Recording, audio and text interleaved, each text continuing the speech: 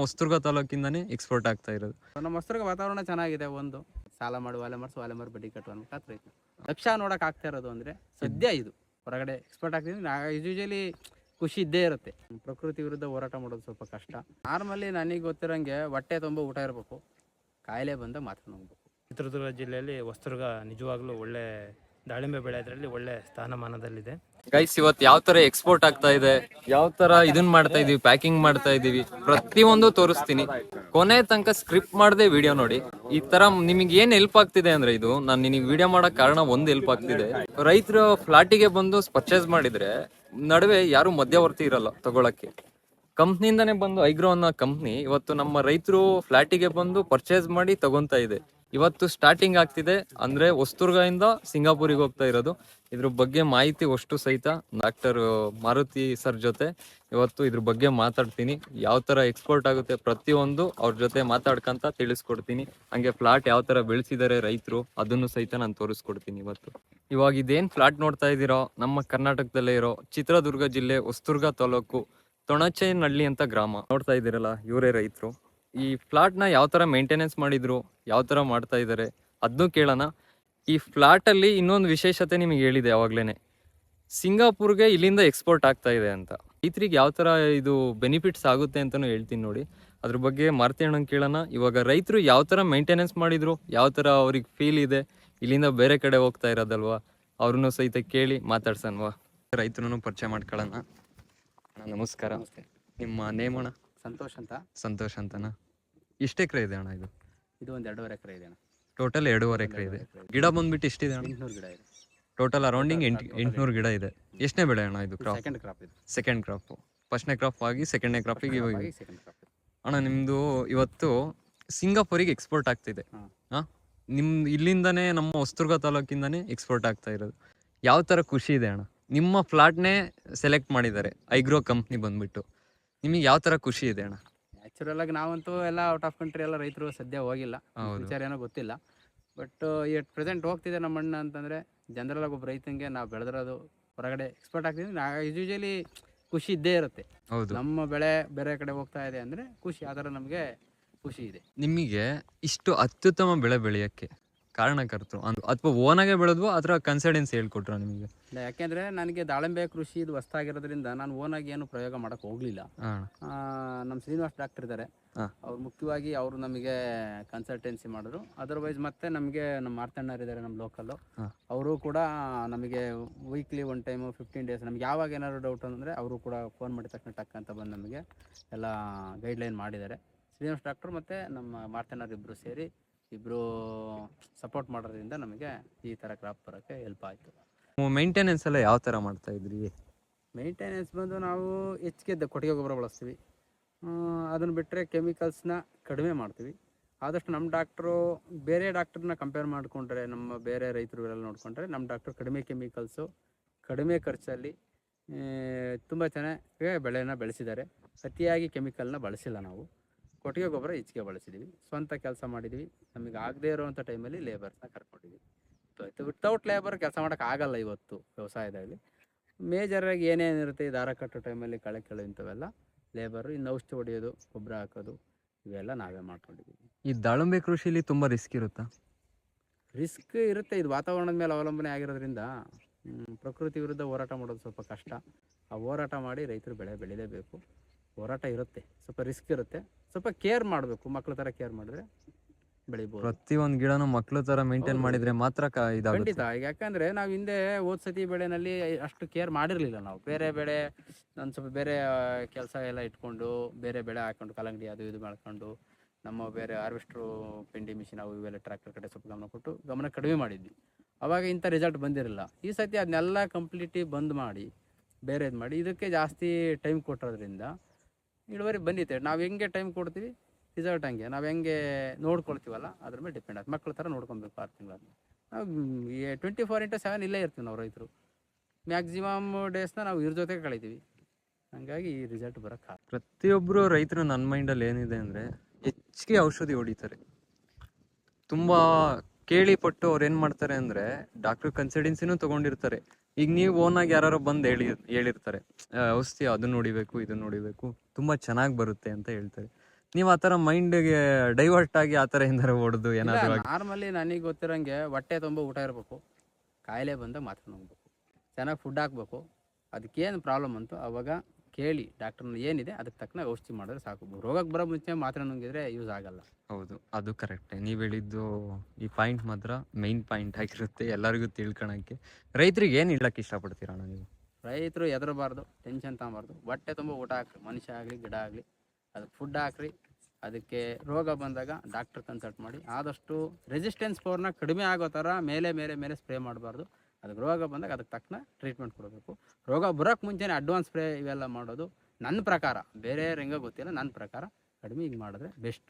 ದಾಳಿಂಬೆ ಕೃಷಿಯಲ್ಲಿ ಅತಿ ಹೆಚ್ಚು ಲಾಭ ಮಾಡ್ಬೋದಾ? ಮಾಡ್ಬೋದಾ? ಬೇರೆ ಕೃಷಿಲಿ? ಬೇರೆ ಕೃಷಿಲೂ ಮಾಡ್ಬೋದು, ಇಲ್ಲ ಅಂತ ನಾವು ಹೇಳಲ್ಲ. ಕೃಷಿ ಅಂದಮೇಲೆ ಎಲ್ಲದನ್ನು ಮಾಡ್ಬೋದು.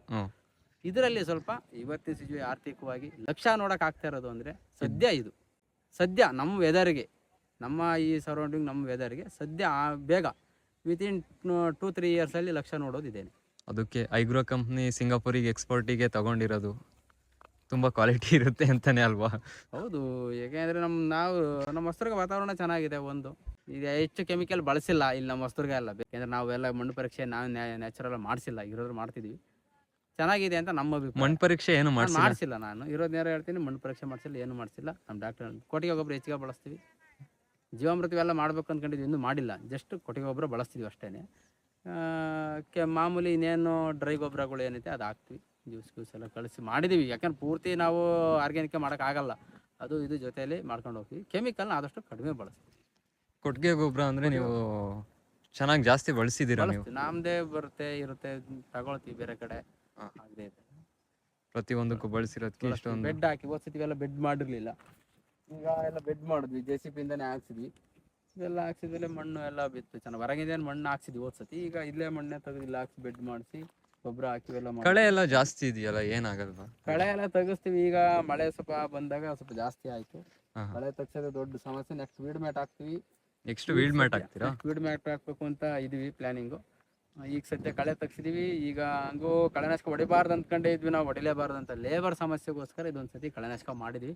ಕಳೆನಾಶಕ ನಾವು ಯೂಶಲಿ ನಾವು ಮಾಡಲ್ಲ ಬೇರೆ ಯಾವ ಬೆಳೆಗೂ. ಈ ಕಳೆ ಜಾಸ್ತಿ ಬಂತು ಅಂದರೆ ಹಣ್ಣಿನ ಕ್ವಾಲಿಟಿ ಹಾಳಾಗೋಗುತ್ತೆ. ಅದಕ್ಕೋಸ್ಕರ ಒಂದು ಸ್ವಲ್ಪ ಕಳೆನಾಶಕ ಅದು ಲೈಟಾಗಿ ಮಾಡಿದ್ದೀವಿ.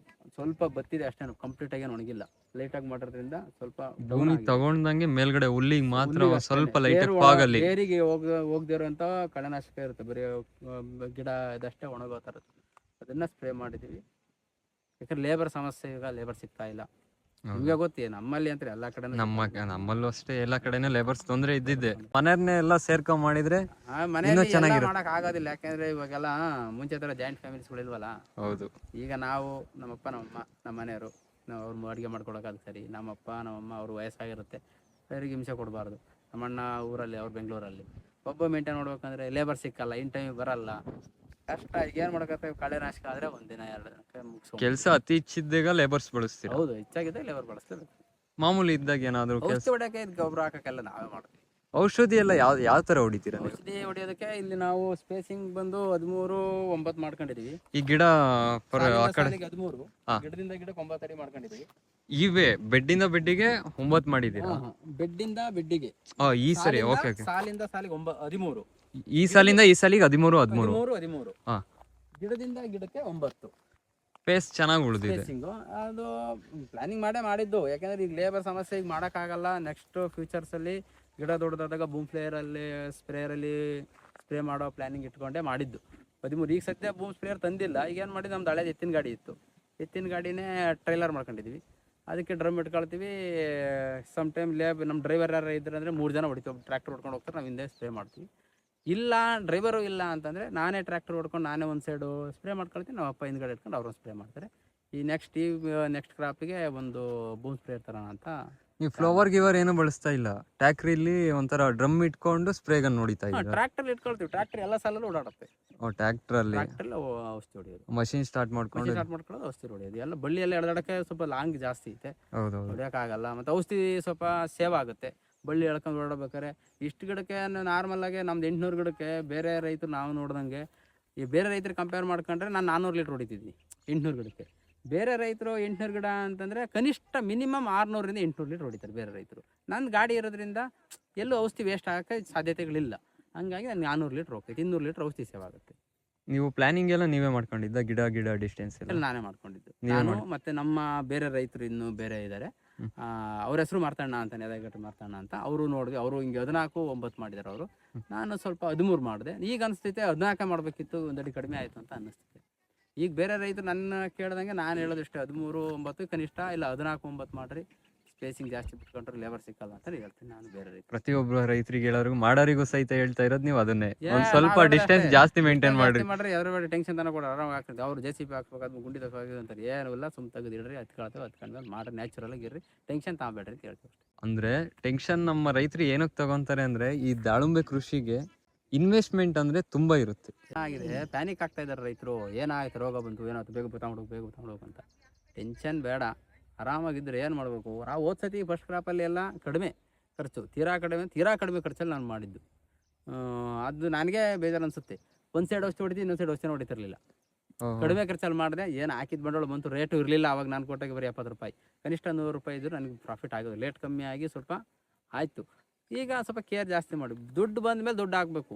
ದುಡ್ಡು ಬರೋಕ್ಕೆ ಮುಂಚೆ ಇತಿಯಾಗಿ ಇನ್ವೆಸ್ಟ್ ಮಾಡಿ, ಸಾಲ ಮಾಡಿ ಸ್ಟ್ರಗಲ್ ಪಡೋದಕ್ಕಿಂತ ಸ್ವಂತ ಕೆಲಸ ಮಾಡಬೇಕು. ಸ್ಟಾರ್ಟಿಂಗಲ್ಲಿ ಸ್ವಲ್ಪ ದುಡ್ಡು ಬಂದಮೇಲೆ, ಫಸ್ಟ್ ಬೆಳೆಯಲ್ಲಿ ಏನೂ ಮಾಡಿರಲಿಲ್ಲ ನಾನು. ಇವತ್ತು ನಮ್ಮ ಬೆಳೆಯಲ್ಲಿ ಫೆನ್ಸಿಂಗ್ ಇಲ್ಲ, ಏನಿಲ್ಲ, ನೆಟ್ ಇಲ್ಲ, ಏನಿಲ್ಲ, ಬೆಡ್ ಇಲ್ಲ, ಏನಿಲ್ಲ, ನಾರ್ಮಲ್ ಗಿಡ ಹಾಕ್ಬಿಟ್ಟು ಡ್ರಿಪ್ ಮಾಡಿ ಫಸ್ಟ್ ಬೆಳೆ ತಗೊಂಡ್ವಿ. ನೆಟ್ ಹಾಕಿದಿರಲ್ಲ, ಇವಾಗ ಹಾಕಿದ್ವಿ ಈ second crop. Second cropping net ಹಾಕಿರೋದು ಅಂದ್ರೆ ಎಲ್ಲ ಹೋಗುತ್ತೆ. ಅದು ಏನಾಯ್ತು, ಗಾಳಿ ಸ್ವಲ್ಪ ಜಾಸ್ತಿ ಆಗಲ್ಲ ಹೋಗಿದೆ. ಕಬ್ಬಣ ಹಾಕೋಣ ಅಂದ್ಕೊಂಡ್ವಿ, ಇನ್ವೆಸ್ಟ್ ಜಾಸ್ತಿ ಆಯ್ತು ಅಂತ ಗುಜ್ಜು ಹಾಕಿದ್ವಿ, ಅವೆಲ್ಲ ಹೋಗ್ಬಿಟ್ಟಿದೆ. ಈಗ ನೋಡೋಣ ಅವಕ್ಕೆಲ್ಲ ಕಬ್ಬಣ ಹಾಕಿ ಸ್ವಲ್ಪ ನೀಟ್. ಈಗ ನೆಕ್ಸ್ಟ್ ಥರ್ಡ್ ಕ್ರಾಪ್ ತೆಗಿಬೇಕಾದ್ರೆ ಇವಾಗ ಬೆಡ್ ಮೇಲೆಲ್ಲ ಒಂದು ಇದನ್ನ ಕಬ್ಬಣಗಳು ಬರ್ತವೆ, ಎಲ್ಲ ಹಾಕಿ ಬೂಮ್ ಸ್ಪ್ರೇಯರ್ ತಂದು ಅಂತ ಮಾಡೋಕೆ ಒಂದೇ ಸತಿ ನಾವು ಸಾಲ ಮಾಡಕ್ಕೆ ಹೋದ್ರೆ ಸಾಲಗಾರ ಸಾಲ ಮಾಡಿ ಒಲೆ ಮಾಡಿ ಬಡ್ಡಿ ಕಟ್ಟುವ ರೈತ.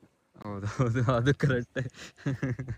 ಈಗ ನೆಕ್ಸ್ಟ್ ಈಗೆಲ್ಲ ಕಬ್ಬಣ ಹಾಕಿ ವೀಲ್ಡ್ ಮ್ಯಾಟ್ ಎಲ್ಲ ಹಾಕೊಂಡು ನೆಟ್ ಹಾಕಿಸ್ತೀರಾ ನೆಕ್ಸ್ಟ್ ಕ್ರಾಪಿಗೆ. ನಿಮಗೆ ಈಗ ದಾಳಿಂಬೆ ಎಲ್ಲ ಸ್ಪ್ರೇ ಮಾಡ್ತಾ ಇದ್ದೀರಲ್ಲ, ಸ್ಪ್ರೇ ಕಾಸ್ಟ್ ಏನಾರ ಜಾಸ್ತಿ ಆಗುತ್ತೆ? ಎಲ್ಲಿ ತಗೊಂತಾ ಇದ್ದೀರಾ, ಹೆಂಗ್ ಮಾಡ್ತಾ ಇದ್ದೀರಾ? ಸ್ಪ್ರೇ ಎಲ್ಲ ನಮಗೆ ಹೊಸ್ತೂರಿಗೆ ಕನ್ವೀನಿಯೆಂಟು. ಹೊಸ್ತೂರಿಗೆ ನಮ್ಮ ಮಾರ್ತೇನಾರದ ಅಂಗಡಿ ಇದೆ, ಉದಯ ಅಗ್ರಿ ಕ್ಲಿನಿಕ್ ಅಂತ, ಅಲ್ಲಿ ತಗೊಳ್ತೀವಿ ನಾವು. ಬೇರೆ ಕಡೆ ಕಂಪೇರ್ ಮಾಡಿಕೊಂಡ್ರೆ ರೇಟು ನಮಗೆ ರೀಸನಬಲ್ ಆಗಿರುತ್ತೆ, ಹಾಗಾಗಿ ನಾವೆಲ್ಲ ಅಲ್ಲೇ ತಗೊಳ್ತೀವಿ. ಮಂತ್ಲಿಗೆ ನೀವು ಹೋಗ್ತೀವಿ. ನಾವು ನಾರ್ಮಲ್ ಹೊಸದುರ್ಗ ಓಡಾಡ್ತಿರ್ತೀವಲ್ಲ, ನಮ್ಮ ಸಿಟಿನೇ ಹೊಸದುರ್ಗ. ಎಷ್ಟು ದಿನ ಒಂದ್ಸರಿ ಸ್ಪ್ರೇ ಮಾಡ್ತಾ ಇದ್ದೀರಾ ನೀವು? ಸ್ಟಾರ್ಟಿಂಗಲ್ಲಿ ಸೆಟ್ಟಿಂಗ್ ಟೈಮಲ್ಲಿ ಸ್ವಲ್ಪ ತ್ರಿಪ್ಸ್ ಅವೆಲ್ಲ ಇರ್ತವೆ ಅಂತ 5 days 6 daysಗೆ ಒಂದ್ಸತಿ ಮಾಡ್ತೀವಿ. ಹಣ್ಣು ಸ್ವಲ್ಪ ಒಂದು 3 months ಆದ್ಮೇಲೆ, ಒಂದು 2-3 months ಹಂಗೆ ಮಾಡ್ತೀವಿ. ಅದಾದ್ಮೇಲೆ ಮಳೆ ಬಿತ್ತು ಅಂದರೆ ಸ್ವಲ್ಪ ಸ್ಪ್ರೇಗೆ ಹೇಳುತ್ತೆ, ಇಲ್ಲ ಅಂದರೆ ನಾವು ನಾರ್ಮಲ್ಗೆ 7 days 6 days 8 days ಮಾಡ್ತೀವಿ. ಹಣ್ಣಿನ ಮೇಲೆ ಸ್ಪ್ರೇ ಮಾಡ್ತಾನೆ ಇರಬೇಕು. ಗಿಡ ಕೊಡಬೇಕಾದ್ರೆ ಹಣ್ಣಿನ ಮೇಲೆ ಬಿದ್ದೇ ಬೀಳುತ್ತೆ. ಆದ್ರೆ ನಿಮ್ಮ ಇದರಲ್ಲಿ ಫ್ಲಾಟಲ್ಲಿ ಸ್ಕಿನ್ ಬರ್ನಿಂಗು ಜಾಸ್ತಿ ಆಗಿಲ್ಲ, ತ್ರಿಪ್ಸು ಜಾಸ್ತಿ ಆಗಿಲ್ಲ? ಅದೇ ತ್ರಿಪ್ಸು ಸ್ಟಾರ್ಟಿಂಗ್ ಹಂತದಲ್ಲಿ ತ್ರಿಪ್ಸ್ನ ನಾವು ಕಂಟ್ರೋಲ್ ಮಾಡ್ಕೊಂಡ್ರೆ, ಹೋದ್ಸತಿ ನಾನು ಭಯಂಕರ ತ್ರಿಪ್ಸು, ಯಾಕಂದರೆ ಮೇಂಟೈನ್ ಮಾಡಿಲ್ಲ. ಹೋದ್ಸತಿ ಮೇಂಟೈನ್ ಮಾಡಿದ್ರೆ ತ್ರಿಪ್ಸ್ ಇಲ್ಲ. ಸನ್ ಬರ್ನ್ ಯಾಕಿಲ್ಲ ಅಂದರೆ ಚಿಗುರನ್ನ ಬಿಟ್ಕೊಬೇಕು. ಸ್ವಲ್ಪ ಜಾಸ್ತಿ ಚಿಗುರು ಕೀಳ್ತಾ ಹೋದರೆ ಒಂದು 2 ಸತಿ ಹೂಸಟ್ ಆಗೋರು 1-2 ಸತಿ ಕೇಳ್ತೀವಿ. ಅದಾದಮೇಲೆ ನಾವು ಚಿಗುರು ಬಿಟ್ಟಿರೋದ್ರಿಂದ ಸನ್ ಬರ್ನಿಂಗ್ ಏನಿಲ್ಲ. ಆನ್ಕಲ್ಲು ಬಿದ್ದಿತ್ತು ನಮಗೆ ಈ ಸತಿ. ಆನ್ಕಲ್ ಬಿದ್ದು ಸ್ವಲ್ಪ ಎಫೆಕ್ಟ್ ಆಯಿತು. ಆಮೇಲೆ ಸ್ಪ್ರೇ ಎಲ್ಲ ನಮ್ಮ ಶ್ರೀನಿವಾಸ್ ಡಾಕ್ಟ್ರು ಫೋನ್ ಮಾಡಿದ್ವಿ, ನಮ್ಮ ಮಾತನವರು ಎಲ್ಲ ಒಳ್ಳೆ ಸ್ಪ್ರೇ ಕೊಟ್ಟರು, ಏನು ಪ್ರಾಬ್ಲಮ್ ಇಲ್ಲ. ಆನ್ಕಲ್ ಬಿದ್ದು ಭಾಳ ಬೇಜಾರಾಗ್ಬಿಟ್ಟಿದೆ, ಹೋಯ್ತೇನೋ ಅಂತ ಅಂದ್ಕೊಂಬಿಟ್ವಿ ಈ ಕ್ರಾಪಲ್ಲಿ. ಅದಾದಮೇಲೆ ಒಳ್ಳೆ ರಿಸಲ್ಟ್ ಬಂತು, ಒಳ್ಳೆ ಔಷಧಿ ಕೊಟ್ಟರು, ಚೆನ್ನಾಗಿದೆ. ಒಂದು ಸತಿ ಒಂದು ಗಿಡದಲ್ಲಿ ಬ್ಲೈಟ್ ಆಗಿತ್ತು. ಆಮೇಲೆ ಕೇಳಿದ್ವಿ ಡಾಕ್ಟ್ರನ್ನ, ಅವರು ಔಷಧಿ ಹೇಳಿದ್ರು. ಆ ಗಿಡ ಇಮಿಡಿಯೇಟ್ ಅವತ್ತೇ ನಾನು ಕಡ್ದಾಕಿದೆ, ಬ್ಲೈಟು ಕಂಟ್ರೋಲ್ ಆಯಿತು. ಎಲ್ಲೂ ಯಾವ ಗಿಡದಲ್ಲೂ ಬ್ಲೈಟ್ ಇಲ್ಲ, ಒಂದು ಗಿಡದಲ್ಲಿ ಮಾತ್ರ ಕಾಣಿಸ್ತು, ಕಂಟ್ರೋಲ್ ಆಯಿತು. ಅದೇ ನಮ್ಮ ಸ್ನೇಹಿತರು ಸ್ವಲ್ಪ ಬ್ಲೈಟ್ಸ್ ಇದೆ, ಅವರು ಮಾಡಿದಾರೆ ಪಾಪ. ಅವರು ಎಫರ್ಟ್ ಹಾಕ್ತಾರೆ ರೈತರು ಅಂದಮೇಲೆ, ಮಾಡೋದು ಕಾಮನ್ನು ಸ್ವಲ್ಪ ಇರುತ್ತೆ ವಾತಾವರಣದಲ್ಲಿ ಮಾಡೋದು. ರೈತರು ಹೇಳಿದ್ದೆಲ್ಲ ಕೇಳಿಸ್ಕೊಂಡ್ರಿ, ಸ್ಟ್ರಗಲ್ ಹೇಗಿತ್ತು, ಎಫರ್ಟ್ ಹೇಗಿತ್ತು ಅಂತ ಪ್ರತಿಯೊಂದು ನೀವು ಅವರು ಹಂತವಾಗೂ ಸಹಿತ ಚೆನ್ನಾಗಿ ಹೇಳಿದರು. ಏನೇನು ತುಂಬ ಬಳಸ್ತಾ ಇದ್ರು ಗೊಬ್ಬರನೂ ಸಹಿತ ಅಂತ ಹೇಳಿದರು. ಈಗ ಅವರು ಡಾಕ್ಟ್ರೂ ಕನ್ಸಲ್ಟೆನ್ಸಿ ಯಾರು ಮಾಡ್ತಿದ್ರು ಅಂತ ಹೇಳಿದರು, ಹೌದಲ್ವಾ? ಇಲ್ಲಿಂದ ಇವತ್ತು ಬೇರೆ ಕಡೆ ಎಕ್ಸ್ಪೋರ್ಟ್ ಆಗ್ತಿದೆ ಈ ರೈತರದ್ದು ಅಲ್ವಾ? ಆ ಡಾಕ್ಟ್ರು ಕನ್ಸಲ್ಟೆನ್ಸಿ ಮಾಡಿದ್ರಲ್ಲ, ಮಾರುತಿ ಅಣ್ಣನ ಮಾತಾಡ್ಸೋಣ. ಅವ್ರಿಗೆ ಯಾವ ಥರ ನೋಡ್ತೀರಾ? ಒಬ್ಬರು ರೈತರು ಫ್ಲಾಟನೇ ಈಗ ಬೇರೆ ಕಡೆ ಹೋಗ್ತಿರುತ್ತೆ ಅಂದರೆ ಅವರಿಗೂ ತುಂಬ ಖುಷಿ ಆಗ್ತಾ ಇರುತ್ತೆ. ಅವ್ನು ಯಾವ ಥರ ಫೀಲ್ ಇದೆ ಅಂತ ಕೇಳಿ ತಿಳ್ಕೊಳ್ಳೋಣ. ನಿಮ್ಮೊಬ್ಬರು ರೈತರದು ನೀವು ಕನ್ಸಲ್ಟೆನ್ಸಿ ಮಾಡ್ತಾ ಇದ್ರಲ್ಲ, ಈ ಫ್ಲಾಟು ಬೇರೆ ಕಡೆ ಹೋಗ್ತಾ ಇದೆ ಇವತ್ತು ಸಿಂಗಾಪುರಿಗೆ, ನಿಮ್ದು ಸೆಲೆಕ್ಟ್ ಆಗಿದೆ ನಮ್ಮ ಹೊಸದುರ್ಗ ತಾಲೂಕಿಂದನೇ. ಯಾವ ಥರ ಖುಷಿ ಇದೆ, ಯಾವ ಥರ ಫೀಲ್ ಇದೆ? ನೀವು ನೋಡ್ತಾ ಇರೋ ಫ್ಲ್ಯಾಟೇ ಅಲ್ವಾ? ಯಾವ ಥರ ಫೀಲ್ ಇದೆ ಹೇಳಿ?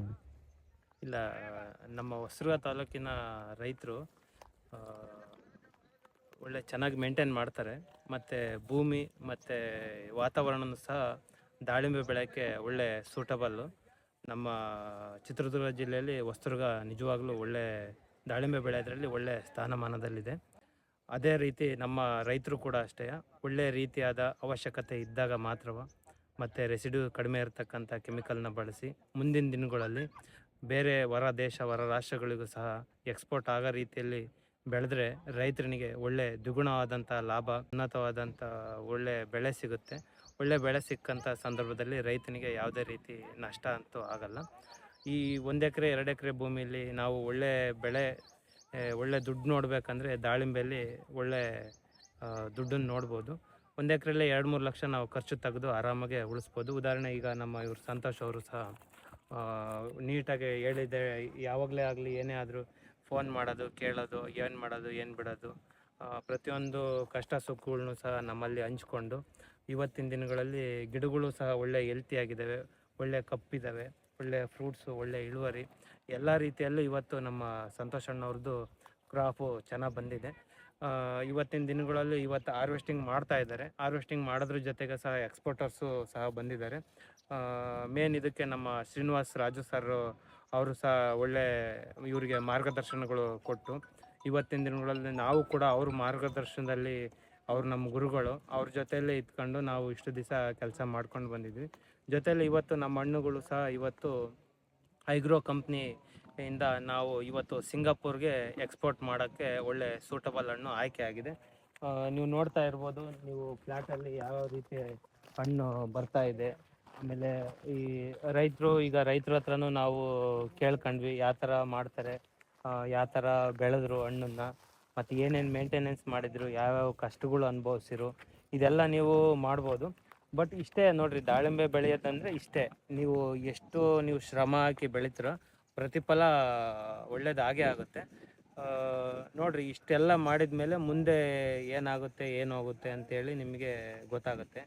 ಯಾವ ಥರ ಮಾರ್ಕೆಟಿಂಗಲ್ಲಿ ಇರುತ್ತೆ, ಮಾರ್ಕೆಟಿಂಗಲ್ಲಿ ಅಲ್ಲಿ ಏನು ಆಗುತ್ತೆ, ಅಲ್ಲಿಂದ ಅಲ್ಲಿಗೆ ಎಲ್ಲಿ ಹೋಗುತ್ತೆ ಎಲ್ಲ ನಿಮಗೆ ಕಂಪ್ಲೀಟು ಸಹ ಮಾಹಿತಿ ಕೊಡ್ತಾ ಹೋಗ್ತೀವಿ. ಸಾಧ್ಯವಾದಷ್ಟು ನೀವು ಸಹ ನೋಡಿ ನಿಮಗೆ ಹೇಗೆ ಅನಿಸುತ್ತೋ ಅದನ್ನು ನೀವು ಕೂಡ ಮಾಡ್ಬೋದು. ಅಣ್ಣ, ಈಗ ಸೆಲೆಕ್ಟ್ ಆಗಿದೆ, ನಮ್ಮ ರೈತರಿಗೆ ಏನು ಬೆನಿಫಿಟ್ ಅಣ್ಣ ಇದರಲ್ಲಿ? ಅವರಿಗೆ ಸಿಗುತ್ತೆ ಅಣ್ಣ, ಆ ಕಂಪ್ನಿಯಿಂದ ಒಳ್ಳೆ ಬೆಲೆ ಸಿಗುತ್ತೆ ಅಣ್ಣ ಅವರಿಗೆ? ರೈತರಿಗೆ ಒಳ್ಳೆ ಅನುಕೂಲ ಆಗುತ್ತೆ. ಏನಪ್ಪ ಅಂತಂದರೆ ಈಗ ರೈತರು ಮೇನು ಮಾರ್ಕೆಟಿಗೆ ಹೋಗ್ಬೇಕಾಗುತ್ತೆ. ಇಲ್ಲಿ ರೈತನಿಗೆ ಪರ್ಟಿಕ್ಯುಲರ್ ಆದಂಥ ರೇಟ್ಸು ಗೊತ್ತಾಗಲ್ಲ, ಏನು ರೇಟ್ ನಡೀತಿದೆ ಏನು ಅಂತ. ಮಾರ್ಕೆಟ್ಗೆ ಹೋದಂಥ ಸಂದರ್ಭದಲ್ಲಿ ಕೆಜಿಗೆ 20-30 ರೂಪಾಯಿ ಖರ್ಚು ಬರ್ತದೆ. ಇದು ರೈತರು ಏನಪ್ಪ ಅಂತಂದರೆ ತುಂಬ ಅನುಕೂಲ ಆಗುತ್ತೆ. ಯಾಕೆ ಅಂತಂದರೆ ಈ ರೆಸಿಡು ಔಷಧಿ ಪ್ರಮಾಣ ನಾವು ಕಡಿಮೆ ಪ್ರಮಾಣದಲ್ಲಿ ಸಿಂಪಡಣೆ ಮಾಡಿದಾಗ ಪೆಸ್ಟಿಸೈಡು, ಇನ್ಸೆಕ್ಟಿಸೈಡು ಮತ್ತು ಯಾವುದೇ ಒಂದು ಕೆಮಿಕಲ್ನ ನೀವು ಮಾಡಿದಂಥ ಸಂದರ್ಭದಲ್ಲಿ ಗಿಡದ ಮೇಲೆ ಮತ್ತು ಕಾಯಿ ಮೇಲೆ ಯಾವುದೇ ಥರದ್ದು ಔಷಧಿದ ಅಂಶ ಉಳಿಬಾರ್ದು, ಅವಶೇಷಗಳು ಯಾವುದು ಉಳಿಬಾರ್ದು. ಅಂದರೆ ತೊಗಟೆ ಮೇಲೆ ಕಡಿಮೆ ಇರಬೇಕು.